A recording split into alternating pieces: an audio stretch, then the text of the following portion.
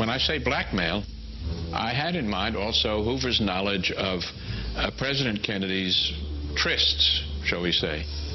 And he, I think, made it very plain to Robert Kennedy that he knew all about it. And Kennedy knew that Hoover would not hesitate to use it against his brother. I remember one occasion he said that my brother and I had a group of girls on the 12th floor of the LaSalle Hotel, and that the president used to go over there once a week and have the place surrounded by Secret Service people and then go up and have assignation. And a lot of it was so far-fetched. I mean, it was ridiculous on the face of it. Now, more with G. Gordon Liddy. Mr. Hoover would send someone such as I up to Capitol Hill to knock on the senator's door, to apologize for the intrusion on his privacy from Mr. Hoover, and to assure him that Mr. Hoover had seen to it that that bit of information had been removed from the files, and say that Mr. Hoover counsels you, sir, with all due respect, that if we could stumble upon this, so too might your political enemies. Then the fellow would sort of wipe his brow, thank Mr. Hoover, and I would return. We do know from other congressmen and senators that have been through this that he'd always say, don't worry, I know about it, but you're okay. I think it was subtle blackmail, and they did too. One of the reasons I think Hoover stayed on years after the civil service rules said he should retire is that I think a lot of presidents were afraid to drop the hammer on him.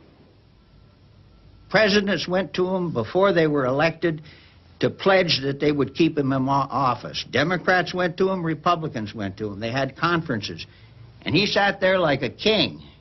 And the next president was saying, yes, if I'm elected, I'll keep you in office, period. In the 1950s, a man who would be president was apparently having an affair with a young woman in this Washington townhouse. Inevitably, a photograph of the man leaving in the early morning found its way into Hoover's growing file on Senator John F. Kennedy. The day after he was elected president, John Kennedy reappointed J. Edgar Hoover as director of the FBI. Hoover's immediate boss would be Robert Kennedy, an attorney general determined to crack down on organized crime. When Robert Kennedy became the Attorney General of the United States, we had an intensified investigation of organized crime. The FBI agents who were interested in organized crime, who had been working very, very hard, thought they had died and went to heaven when Robert Kennedy became the Attorney General. Hoover wanted no part in Robert Kennedy's war on organized crime. The FBI director fought back with the weapon he knew best. Hoover was such a power at that time that he would actually send memos to the Attorney General and saying, I thought you'd be interested knowing that your brother, the president, had such and such a girlfriend, etc., etc. Yeah. One such girlfriend was Judith Exner, then Judith Campbell. The relationship that I had with Jack from early 1960, Hoover knew all about that, and he used that as leverage. FBI wiretaps had revealed that when Judith Campbell wanted to contact John Kennedy, she placed her calls to his devoted secretary, Evelyn Lincoln. Well, in this one instance, he sent a memorandum on March the 20th, 1962, saying that there was a young lady that had made 90 calls to the White House, to Evelyn Lincoln. And did you know that she is connected with the mafia? And he would have an appointment. Ironically, the wiretaps that Robert Kennedy had forced Hoover to place on mafiosi like Sam Giancana's henchman, Johnny Roselli, revealed that both men knew Judith Campbell. So they arranged a luncheon day, March 22nd, 1962, at which time they discussed the telephone calls. And during that meeting, he let him know, face to face, that he knew about Jack's relationship with me. Right after the meeting, Jack called me. He was furious because in his eyes he felt that he just couldn't believe that Hoover would have the audacity to do this face to face and, in a sense, try to threaten him. Hoover's files may have helped him keep his job, but nothing could stop Bobby Kennedy's war on the mafia, and by now, even Hoover had been forced to do something about it. Lyndon Johnson and J. Edgar Hoover, over many years, had an unusually close personal and professional relationship. And it all had to do with Hoover's power and Johnson's power. It was no surprise that President Johnson reappointed Hoover. What has not been known is the part Hoover may have played in Johnson becoming president at all. This part of Hoover's secret history goes back to the 1960 Democratic Convention, when Kennedy and Johnson were both seeking the nomination. Kennedy joked that Johnson should remain a senator. So I come to you today full of admiration for Senator Johnson, full of affection for him, strongly in support of him for majority leader, and I'm confident that in that position we're all going to be able to work together. Thank you. Behind the smiles, it was an intense fight. But Johnson enjoyed the secret support of J. Edgar Hoover and his files. Lyndon Johnson told me that J. Edgar Hoover loathed and despised both Bobby Kennedy and President Kennedy, and that J. Edgar Hoover had extensive files on President Kennedy's womanizing. When Kennedy won the nomination, he surprised almost everyone by asking Johnson to be vice president. Until now, history has recorded that Kennedy only made the offer as a goodwill gesture and was shocked when Johnson accepted. The Johnson nomination has always been a mystery because the Kennedy brothers made the decision in secret and vowed never to tell what happened. But one other person did hear parts of their private conversation at the Biltmore Hotel, Evelyn Lincoln. And when I came in there, they were huddled together closely on the bed discussing this tremendous issue about Lyndon B. Johnson being on the ticket. Bobby would get up and go look out the window and stare. Kennedy would sit there and think. It was intense. In fact, they hardly knew I came into the room. They were so engrossed in their conversation. That went on for 30 minutes, trying to figure out how they could maneuver to get it so he wouldn't be on the ticket. Evelyn Lincoln says that what she heard that day convinced her the Kennedys were being blackmailed. One of the factors that made John F. Kennedy choose Lyndon B. Johnson for vice president were the malicious rumors that were fed to Lyndon B. Johnson by J. Edgar Hoover about his womanizing. And so that's one of the reasons that pushed him to go down and offer him the vice presidency.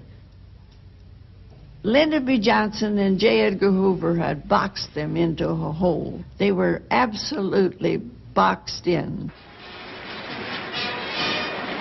And so history was made. Lyndon Johnson ran on the Democratic ticket and eventually became the 36th President of the United States. The Kennedys may have kept their secret, but more than 30 years later, the one surviving eyewitness has broken her silence. Robert Kennedy said, "We both promised each other that we'd never tell what happened that day." But I am telling what happened. 1 week after the death of JFK, Lyndon Johnson placed a call to J. Edgar Hoover, director of the FBI. The Kennedys had kept Hoover at arm's length. Dangerous as a rattlesnake, he'd once been called. But that wasn't Johnson's style. He wanted to keep Hoover inside the tent, as this curious little exchange illustrates. You're more than the head of the Federal Bureau as far as I'm concerned. You're my brother and personal friend, and you have been for 25, 30 years. I got more confidence in your judgment than anybody in town. And I certainly appreciate your confidence. Well, thank you. Thank you. We are especially fortunate to have Mr. Hoover's strong personal dedication to maintaining the high standards of protection for civil liberties of the individual under our system of law. The answer is vigorous law enforcement. That's the only answer. That's the only answer. How about justice? You hear a lot about justice with law enforcement. Justice is merely incidental to law and order. Law and order is what covers the whole picture.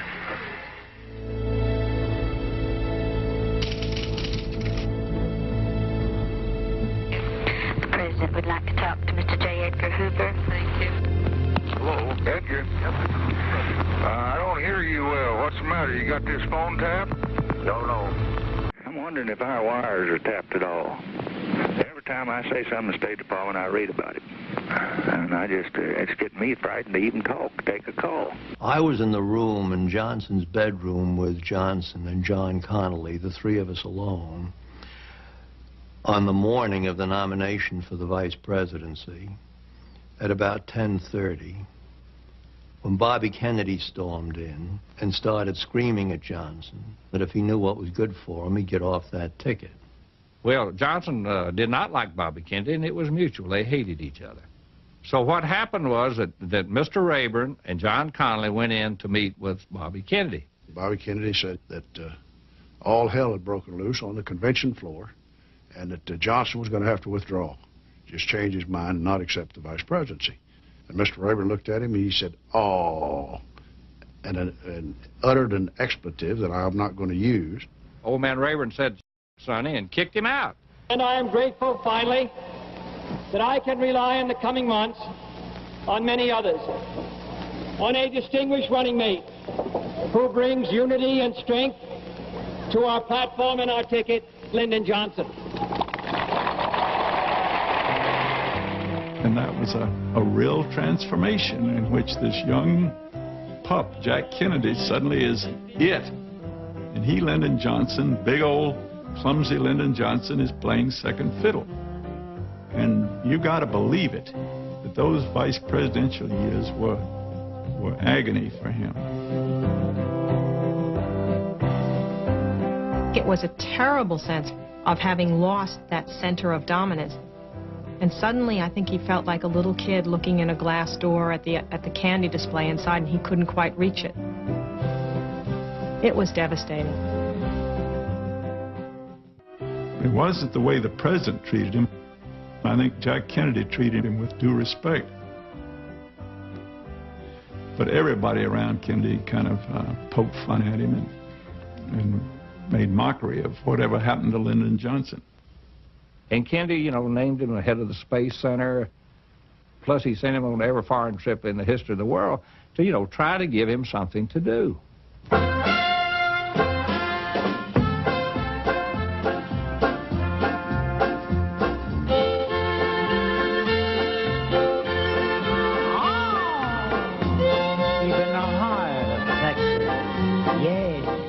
Vice President Johnson made ceremonial visits to 26 countries. But he wasn't the kind of man who could get the feel for another culture. Wherever he went, he took his own oversized bed, a special nozzle for his shower, dozens of cases of Cutty Sark, and thousands of personally inscribed ballpoint pens and cigarette lighters as gifts. But at least abroad, he was center stage. At home, there were still the Kennedys. Urbane, charismatic, immensely popular.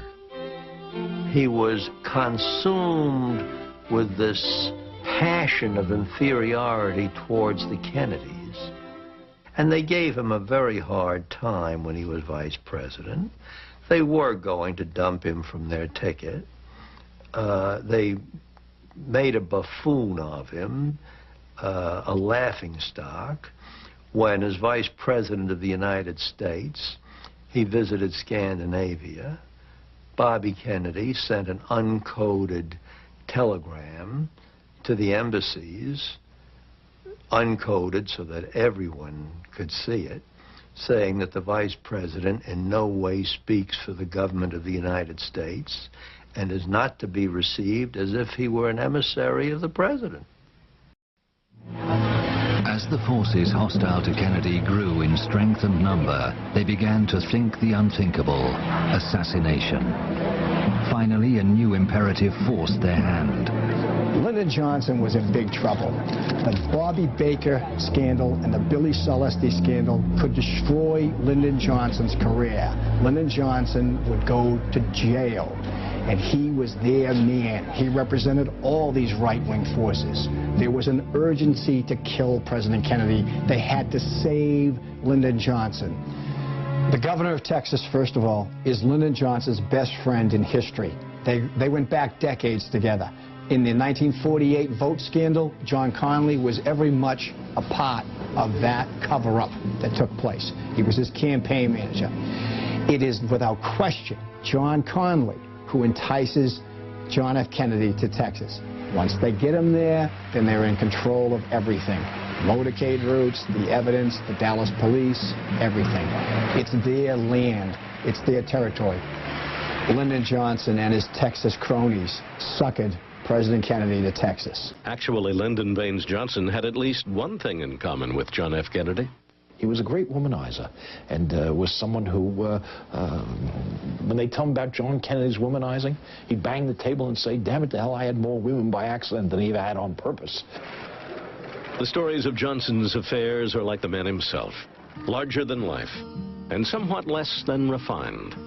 Like Kennedy, LBJ allegedly used his secretaries for more than taking dictation. I was told on good authority that he had sex with a secretary. Johnson came into her office one day, and the story goes that he pulled down the shades, locked the door, and they had sex on a desk in the White House. But that apparently was a one-time thing. It wasn't a sustained relationship. But Johnson reportedly had extended affairs with at least 2 women back home in Texas. As old as I am and as long as it's been, my toes still turn up when I think of him. Madeline Brown was a 23-year-old radio advertising sales representative when she met Congressman Lyndon Johnson at a station party.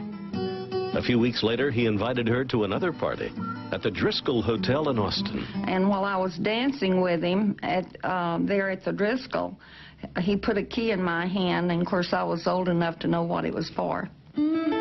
It was the beginning, Brown says, of an affair that lasted for 21 years, and one she claims that produced a son, Stephen, in 1950. He was a spitting image. Stephen was as much like his father, Lyndon, as 2 peas in a pod. Their feet, I think, was size 13. Their height, his build, he was exactly like his father.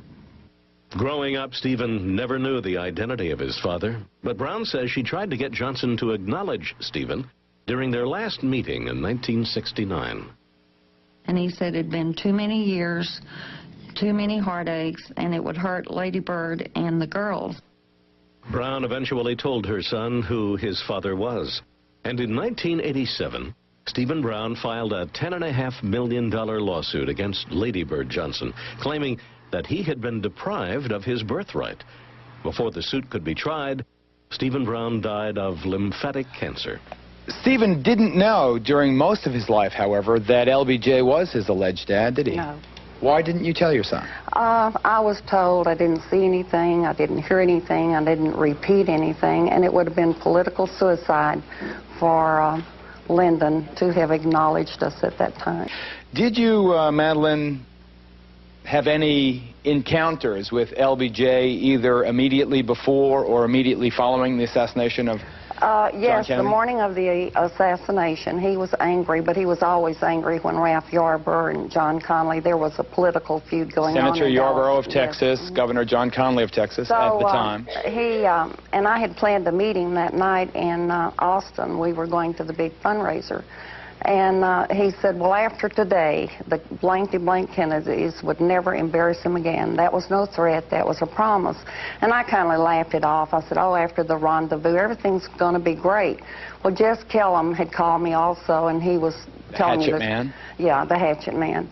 And I said, oh, Jess, he'll be okay. He's just mad. You know, everything's going to be all right. Why was he so mad at JFK? The Kennedys were always putting him down and calling him the country bumpkin, and he just didn't like it. They were a stumbling block in his way, politically. When he said that to you, did you take it seriously? Not at that second. I just thought he was mad. Did you talk to him at all after the tragedy, after Oh, the yes. horrible crime? I met him in Austin on New Year's Eve. And I was real concerned about it because everyone in Dallas was talking about he was responsible for the assassination. So I said to him, Lyndon, I said, you had already told me that after that day, you know, the Kennedys wouldn't embarrass you again. And then Jack Ruby had come out openly and said that Lyndon Johnson was the cause of it. So I said, I've got to be, in my mind, I've got to put things to rest. And he had a temper fit. He blew up and just screamed and hollered, and then he calmed down, and he turned around, and he said at that time it was the oil people I knew and the CIA. Wait, are you saying that Lyndon Johnson, was he now President of the United States? Yes. Said to you personally? Yes. You swear this? Swear. That the oil people and the CIA were involved in the murder of John Kennedy? Yes. LBJ said that to you? Yes. Do you believe that your former paramour, Lyndon Johnson, had anything at all to do with the death of John Kennedy? Do you believe that he had anything to do with it? Oh, yes. Yes, I do. You do? Yes. As you sit there today, you do? Yes.